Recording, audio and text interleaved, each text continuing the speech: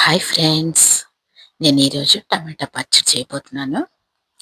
టమాటాలు కోసినయి చెర్రీ టమాటాలున్నాయి. ఒక పెద్ద టమాటా ఉంది.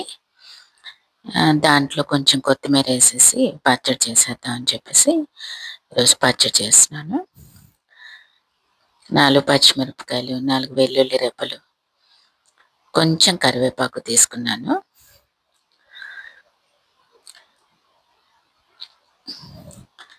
వాటినన్నిటిని ముక్కలు తరిగేసి బాండీలో కాస్త తెరమూత వేసి వేపించుకుందాం. బాండీ పెట్టి కొంచెం నూనె పోసుకున్నాను. తిరమూతకి సరిపడా కొంచెం పోసుకుంటే సరిపోతుంది.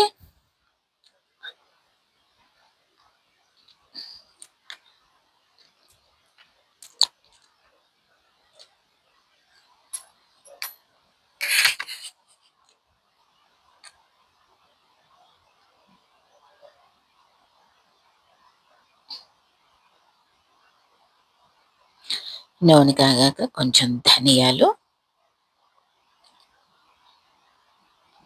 వేస్తే బాగుంటుంది పచ్చడి. టమాటో పచ్చడి ఏ పచ్చడికైనా ధనియాలు బాగుంటాయి. కాస్త మినపప్పు, కాస్త జీలకర్ర, కాసిని ఆవాలు,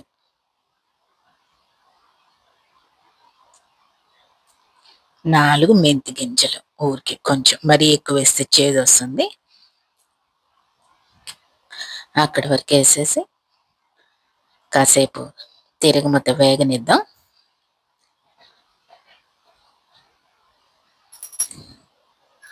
సిమ్లో పెట్టుకుని చక్కగా దోరగా తిరగమూత వేయించుకుని ఆవాలు చిట్పట్లాడుతున్నాయని చెప్పేసి మూత పెట్టాను. మొత్తం అంతా ఇల్లు చింది పడకుండగా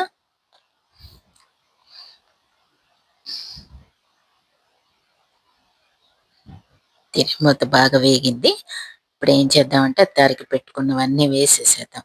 చెర్రీ టమాటో, ఒక పెద్ద టమాటో తీసుకున్నాను కదా, కొత్తిమీర, పచ్చిమిరపకాయలు, వెల్లుల్లి, కరివేపాకు రెబ్బలు మొత్తం ఒక్కసారి వేసేసి మగ్గబెట్టేసేద్దాం. విడివిడిగా వేసి ఏం వేయించి పని లేదు. అన్నీ కలిపి ఒకేసారి వేసేసి ఒక్క 5 మినిట్స్ మనం మూత పెట్టామంటే ఇంకా దాని వంక తిరిగి కూడా చూసుకోక్కర్లేదనమాట మనం. వేరే ఇతరత్ర ఏమన్నా పనులుంటే ఈ లోపల చేసేసుకోవచ్చు. దాని పాటికి అది అయిపోతుంది. మనకి టైం కూడా వేస్ట్ అవ్వకుండా ఉంటుంది దాని చుట్టూ తిరిగకుండా. ఇప్పుడు శుభ్రంగా ఒకసారి కలిపేసేసి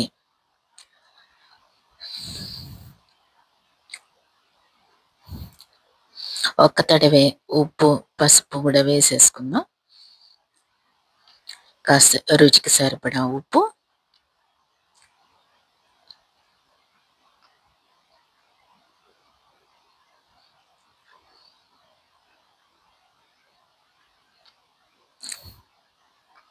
కొంచెం పసుపు,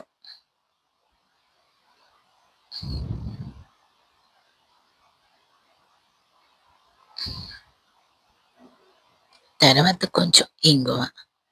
ఇంగువ మీకు ఇష్టమైతే వేసుకోండి, లేకపోతే స్కిప్ చేసేయండి.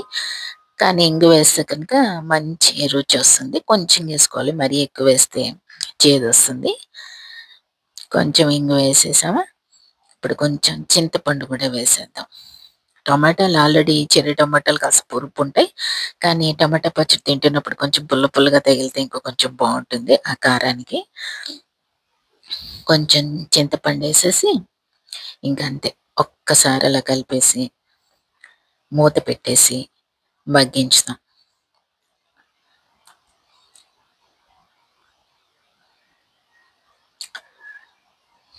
తొందరగా అయిపోతుందండి ఈ పచ్చడి, ఈజీ కూడా చేసుకోవటం.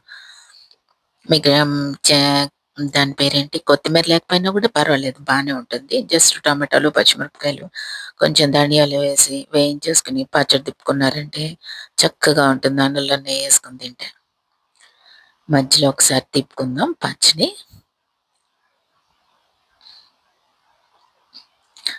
అసలు ఒక్కోసారి ఈ ఒక్క పచ్చడి వేసుకుని తిన్నా హాయిగా కడుపు నిండా తినొచ్చు అని అనిపిస్తుంది అనమాట. అంత బాగా వస్తుంది ఈ పచ్చడి. ఇది ఎక్కువ తిప్పాల్సిన కూడా ఏం పని లేదండి. ఊరికనే అయిపోతుంది. 5 మినిట్స్‌లో మనం మూత పెట్టి అటు ఎళ్ళొచ్చే లోపల అయిపోతుంది. అంతే స్టవ్ ఆపేసేసి కాస్త చల్లారనిద్దాం. మిక్సీలో పట్టుకోవాలి కదా! వేడి వేడిది వేయలేం కదా! చల్లారిపోయింది. ఇప్పుడేం చేద్దామంటే చిన్న మిక్సీ జార్‌లో ఆ వేయించిందంతా వేసేసుకొని ఊరికే కచ్చాపచ్చాగా 2 తిప్పులు తిప్పుదాం.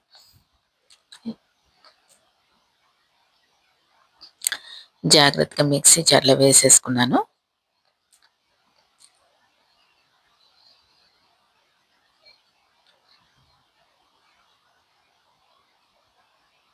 వేసింది 4 పచ్చిమిరపకాయలైనా భలే అవి కాస్త స్పైసీగా ఉన్నాయండి.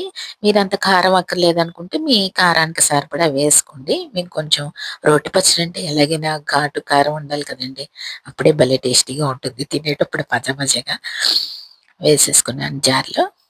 బాగా చల్లారిపోయింది. ఇప్పుడేం చేద్దామంటే దాన్ని మూత పెట్టేసేసి కచ్చపచ్చగా తిప్పుదాం. మరీ మెత్తగా తిప్పేసేయొద్దు.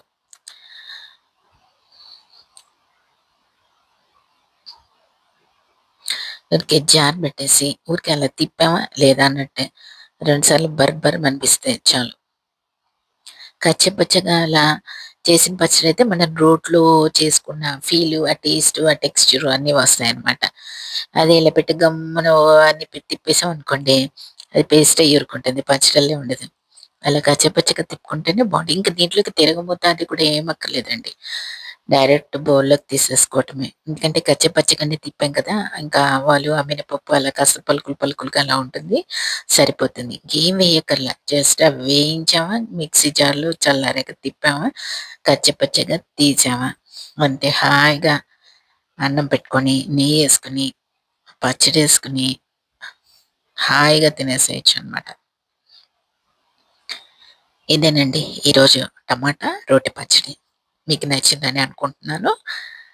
నచ్చితే లైక్ చేయండి, షేర్ చేయండి.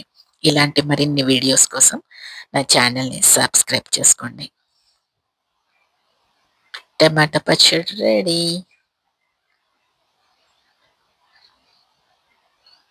బావుంది కదండీ! కలర్‌ఫుల్‌గా గూడా కనిపిస్తోంది.